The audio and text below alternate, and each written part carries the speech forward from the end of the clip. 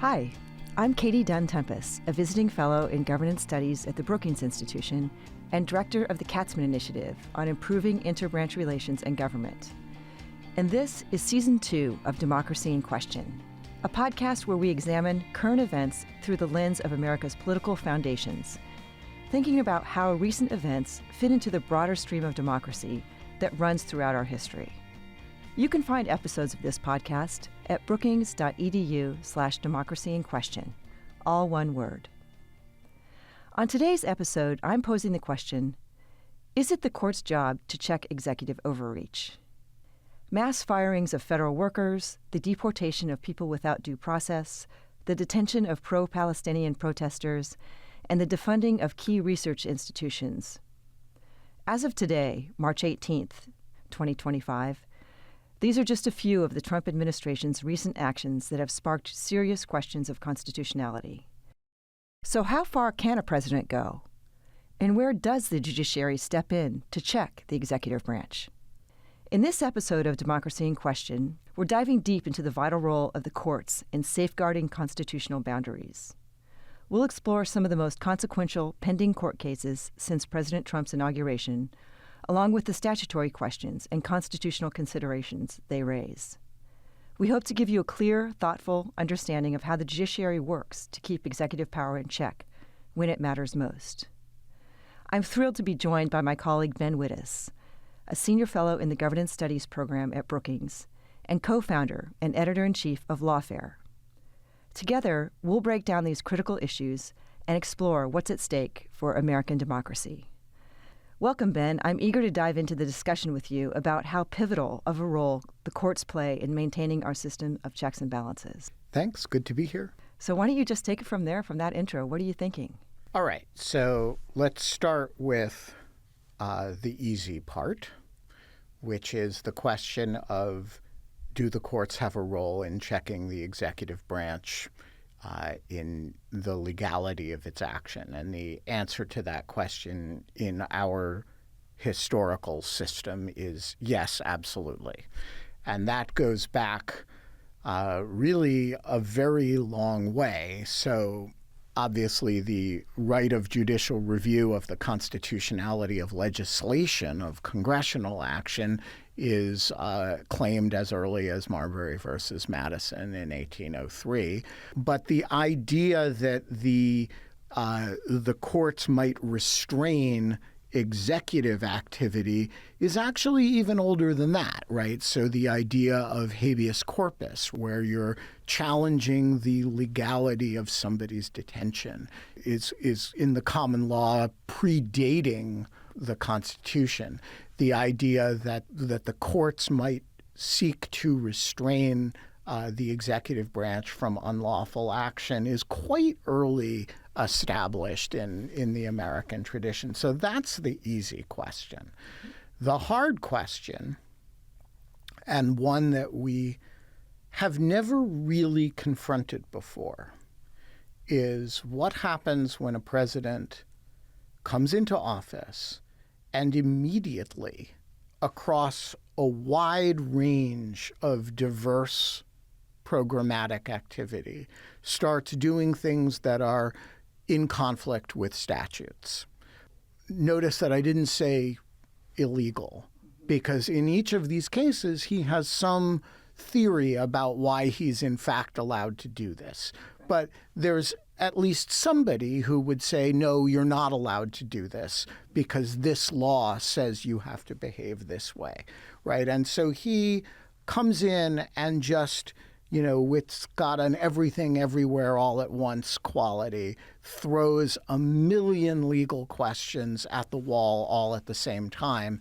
And of course, because these are not hypotheticals, these are real people getting fired, they're real people getting deported, they're real people getting put on administrative leave, or they're real people having their expected grants withheld, right? They immediately sue. Right. There are consequences and there are plaintiffs. Right. There are plaintiffs. You're mostly not dealing here with situations where you can do it in slow motion because there's not really any immediate harm to somebody. It's kind of a hypothetical, right? Congress passes a law that theoretically would affect the following people negatively in the following ways, but nobody's actually been prosecuted under those laws. We're not dealing with that situation. We're dealing with thousands and thousands of actually harmed people who are claiming the executive branch is behaving illegally all at the same time.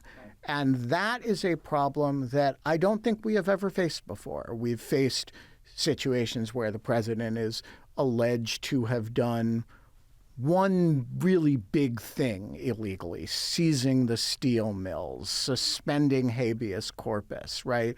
And you kind of have some time to figure it out.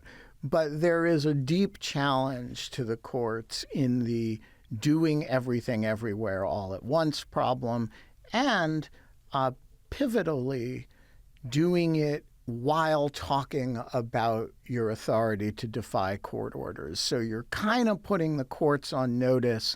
I'm going to do all this stuff that you might think is illegal, and if you say it's illegal, I'm going to do it anyway. And that's the nature of the current challenge.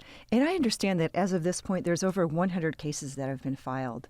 Is there a way to categorize them or to prioritize them? Is there some sort of hierarchy where you see some of these challenges as the most significant to our democracy? Yeah, okay. So let me divide them into 4 categories of cases. I used to say 3.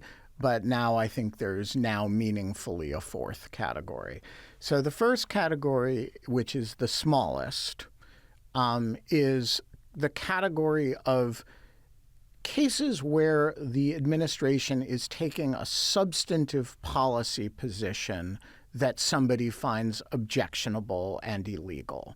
And that substantive view of policy is being challenged. So the most prominent example of this category, which I say is the smallest category, is the birthright citizenship case, right? The administration comes in and says the Constitution has always been understood to stand for, you're born here as a child of illegal aliens, you're a citizen anyway. We think it doesn't mean that, and we direct the executive branch to behave otherwise. Somebody comes in and sues and says, no, it actually means what it appears to say, right? So that's category 1. Category 2 is firing people. And these are all in the government people, right? So some of them involve people who were the heads of independent agencies. Some of them involve line people at FBI and at the Justice Department who have civil service protections. But in each of these cases, the president is taking the position, I, under the Appointments Clause, have the authority to control the executive branch. And that means if you work for the executive branch, I can fire you. Yeah, and I wanted to add in one more subgroup there that I think is kind of interesting. It's the inspectors general. Yes. Because they're congressionally mandated. Right. So, well, as are the independent agencies. So in each of these cases, the president claims the authority to control the executive branch, and there's some statute that Congress has passed that gives this person some category of protection. So, civil service protections, right, are by law. Independent agencies, you can only remove the heads of independent agencies with some form of cause, right? And inspectors general who also have that for-cause removal. And also it's not even a for-cause removal, it's a notification requirement. I think it's like 2 weeks or something it's some like that. Like notification period.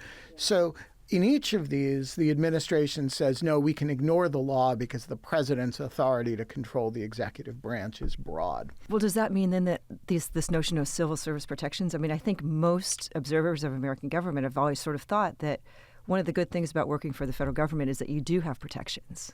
In each of these cases, the strongest position of the executive branch would be that, we get to do this. And laws that get in the president's way in this regard are invalid. Now, I think the higher up you are in the government, the more you're in a policymaking role, the more likely that claim is to have legs in the courts, particularly as they're currently constituted.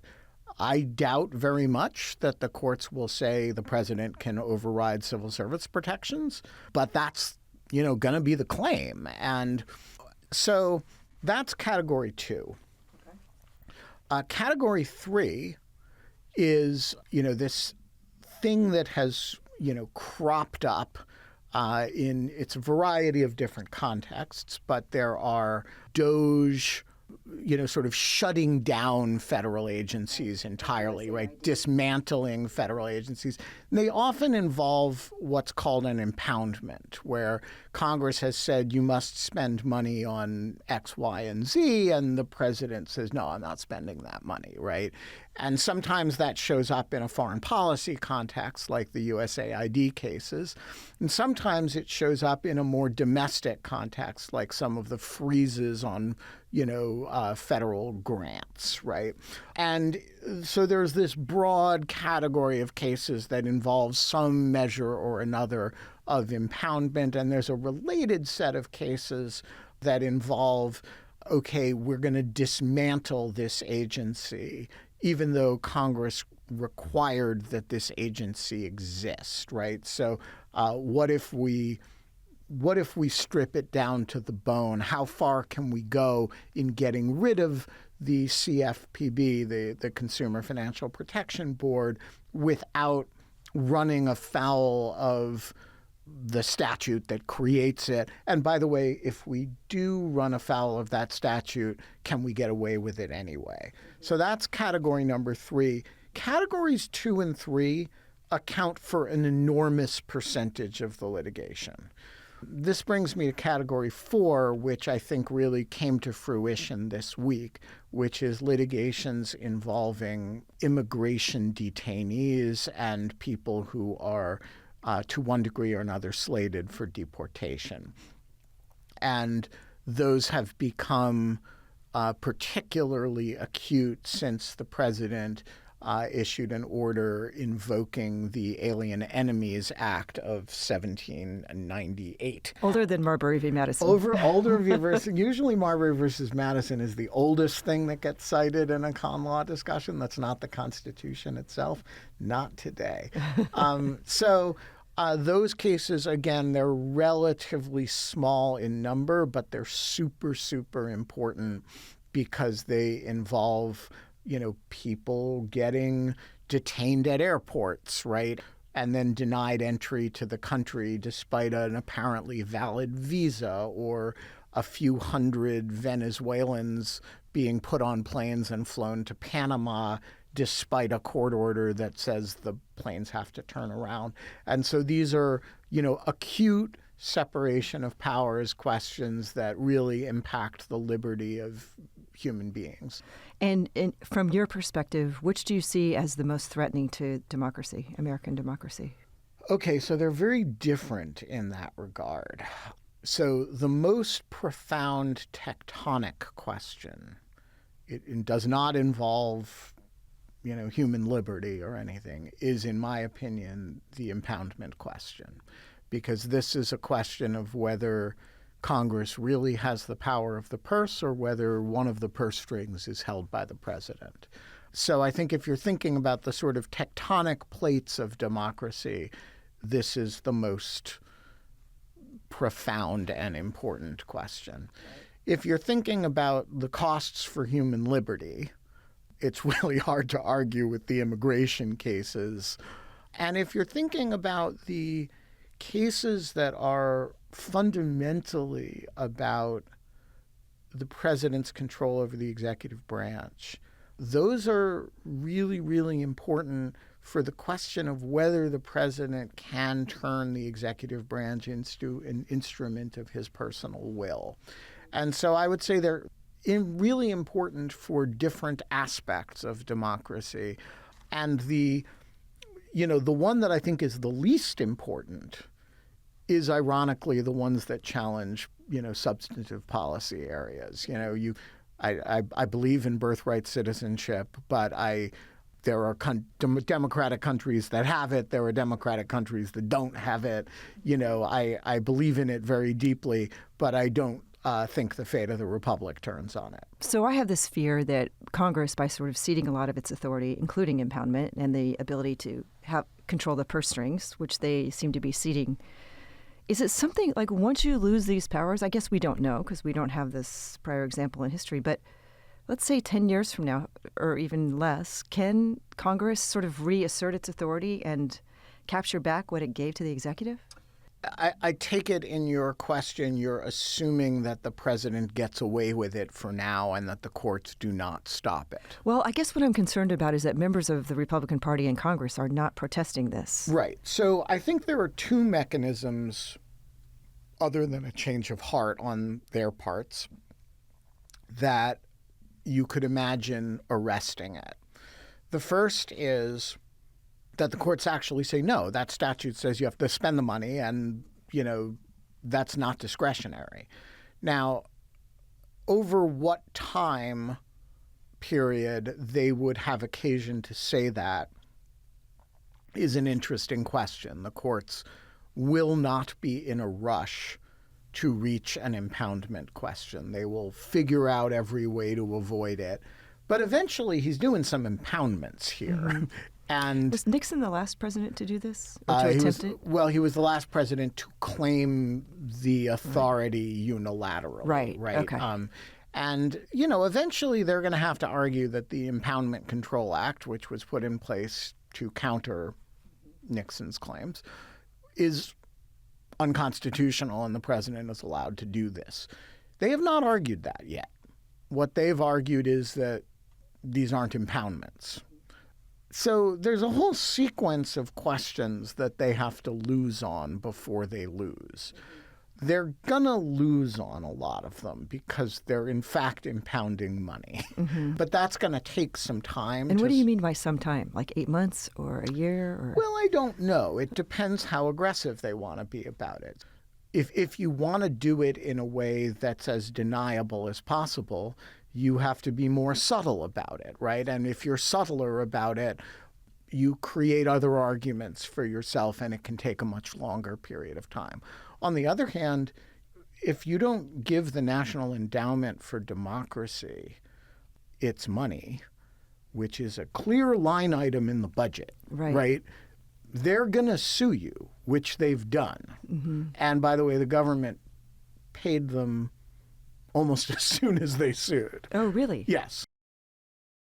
In the interest of full disclosure, Benjamin Wittes' spouse, Tamara Kaufman Wittes, also a former Brookings Scholar, is the president of the National Democratic Institute, a beneficiary of the National Endowment for Democracy. Okay. And so one question is, does the government really want to force these issues, or do they want to be, to thump their chests? But then when you really call them on an actual impoundment, they'll back down. I don't know the answer to that question. How aggressive they are about it will guide how quickly, a case comes before the Supreme Court that presents the issue squarely. Don't the prior 50 days suggest that they'll continue to be extremely aggressive? So again, they're mixed, right? Okay. They're being very aggressive in the first instance. When the USAID suit happens, they are aggressive about appealing it, but they don't admit that it's an impoundment. And then when they're ordered to pay out $2 billion, they ask the Supreme Court for relief. And when they don't get it, they start paying. Eventually, the courts are going to confront these issues. But the fact that you can call it backing down, you can call it ultimately complying with court orders, you can call it something else, but they're actually taking steps to avoid having to go to the courts and say, yeah, we impounded this and damn it, we're allowed to, right? That's not what they're doing. And do you think that's a strategy because they know that it's not going to pass muster in the court? I think if you are the Solicitor General, it is probably very important, if you know you're going to have to litigate this, you want the right facts to litigate it with. And, the facts where you haven't made a specific decision, it's a blanket thing, we're freezing all of this, and you have malaria kids in, right? Like that's not a good set of facts to litigate the we get to not spend this money thing. And so I think from a litigation point of view, if you're trying to manage this litigation from the government side, getting the government to back down in the most egregious situations where you're just going to lose. You want to wait until you have a set of facts that you have a chance with. Mm-hmm. That's what I think is going on. But I don't know. So I think I sidetracked you, though. But tell me, the impoundment is the one that you believe to be sort of the most... Yeah, I think this is the most important to the functioning of a democracy. It is the least important from a human liberty standpoint. But look, in a world in which you are trying to concentrate executive power and you're trying to get the courts to tolerate that, this is a big piece of the enchilada. And so I think there's really only two ways that this gets corrected. One is if the courts ultimately force it. But the second is if the composition of Congress changes and this problem will go away as soon as Congress says, nice White House helicopter you have there, it would be a shame if we put restrictions on your ability to fly in it and spend money to fly in it, right? And so Congress's ability to prevent the president from spending money, or, you want to take over Greenland, good luck getting any money to spend on that, right? And once Congress decides that it wants to deal with a question like this, it has a lot of ways to make its will felt. The problem now, as you described, is that Congress doesn't want to do that. And how are you feeling these days about the Supreme Court? I know last summer was the big presidential immunity case, and I know that sort of predicting the outcomes of some of these cases is difficult, though. But do you think sort of at core they are likely to uphold some of these constitutional separation of powers principles? So I think principles are very different from one another. And even within one basket, the merits of things can vary. So, for example, I don't believe the statutory for-cause restrictions on removing independent agency heads. I think the Supreme Court's going to side with Trump on that. Oh, you do? I do. And why? Because they've all but said so in a previous case. And I think the old Humphreys Executor case from the 30s is a dead case walking. But I don't think that's true of civil service protections, right? And so I think the lower down the executive food chain you go, the more attractive the idea that Congress can regulate the executive's management of the executive branch becomes. And so even within the zone of what are called appointments clause issues, I think they're going to end up being a bit of a mixed bag. I don't know how to count 5 votes on the Supreme Court for the idea that the president can impound lawfully appropriated money.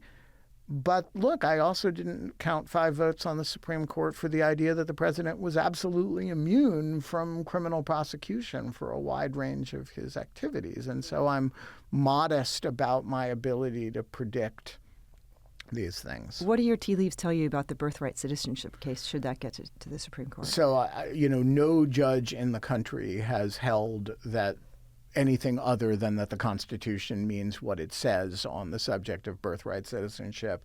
And I would be shocked if there were more than 2 votes, maybe 3, for anything else at the Supreme Court. I think that one's the easiest. And do you think that sort of what's occurred over the past 50 years is sort of a series of the boldest challenges to our Constitution, or do you think they will keep sputtering through throughout the first year or second year until there are midterm elections and the equation changes? Well, it won't continue at the current pace. The pace is already slackening. It will continue. They do continue to do things. And the more things you do, the more opportunities there are to create plaintiffs, and some percentage of those plaintiffs sue. So this is going to be a litigation-heavy environment for the next 2 years. By the way, that's not a bad thing. Any bold agenda by any administration is going to create a lot of litigation. What's novel about this is that, first of all, they're going to lose so much of the litigation, particularly at the lower court levels. And then secondly, that the litigations are so dramatic because the underlying policy objectives are so bold. Do you think there's partly a strategy in by coming out with this rapid pace and rapid set of aggressive moves that their hope was to overwhelm the courts, in which case a lot of these policies can continue? Like, people have lost their jobs, and it's going to take a while before they get rehired based on a court case, right? Yeah, so I don't know if the goal is to overwhelm the courts. The courts, we have 900 federal judges and 100 big-ish admin law cases. It's a volume, but it's not going to overwhelm the courts. It's overwhelming the public. But the courts, chug along, and they're built for this. Look, I think you just identified one of the fundamental problems here, which is they're going to lose a lot of this litigation, and they're going to win anyway. And the reason is, if you fire a whole lot of people and then it ultimately turns out 2 years later that you fired them illegally. But, they've gone on and gotten other jobs. And the goal wasn't specifically to get rid of them as individuals. It was to destroy the agencies that they work for. And so you can lose a lot of cases and still win. Now, it's a really cost-ineffective way to reduce a workforce because, you're going to end up having to pay them back wages. You're going to have to end up paying their pensions. Firing somebody illegally is a very ineffective, from a cost point of view, way to get rid of them. And it's a really bad way to downsize a workforce. But if the question is the Consumer Financial Protection Board still around? The answer may still be no at the end of the day. And that's true of USAID, and that's true of and so you can win the war after losing every legal battle because you've just reduced the place to a wasteland. I mean, and that may be all that they were after, right? I fear that may be right, that, that they're willing to lose a lot of litigation because the point is to wreck things. And it's much quicker this way, right? You wreck everything, and then, you'll pay a lot of damages later. So just to return to the episode's question, is it the court's job to check executive overreach? You would say absolutely yes. Yeah, there's no doubt that it's the court's job. But I will say something else about that. The courts should not be the primary people doing this job. If you wanted to do this job maximally effectively, the courts would be in a supporting role vis-a-vis Congress. Yes. And the primary lead would be done by Congress. Right. We'll get there, maybe, hopefully. Someday. One last question that I've been asking all my guests is that imagine you're teaching high school students about democracy. What is one lesson you'd want to leave them with? What's the most profound lesson that you believe, especially right now, given the current context? Voting is a necessary but insufficient account of your civic obligations. And we have this idea that, you vote, you pay taxes, and, once every few years you do jury service. And those are your civic obligations. And I think that's wrong. That's like saying humans need clothing, food, and shelter. Right. Right? There's so much more. And there's so much more that you need. And you need to think about your civic obligations in terms of a much richer conception of citizenship. And I've been struck by how many people are showing up at town meetings to talk to their members of Congress, how many people are, doing political protests for the first time in their lives. And I think we all need to think about what the boundaries are of our civic participation in a more ambitious fashion than we have. And so if I were in front of a high school class, I would say, don't think you've done your job when you cast your vote. Great. That's actually good for everybody, including high school students, for sure. And thanks so much for your time today. That was a really interesting discussion. You really helped sort of lay the groundwork, because I feel like I'm in the middle of a snowstorm, and there's all of these cases that are coming down, and it's hard to sort of understand them in a clear manner, and I think you helped us organize our thoughts. So thank you so much. Thank you. Democracy in Question is a production of the Brookings Podcast Network. Thank you for listening, and thank you to my guests for sharing their time and expertise on this podcast.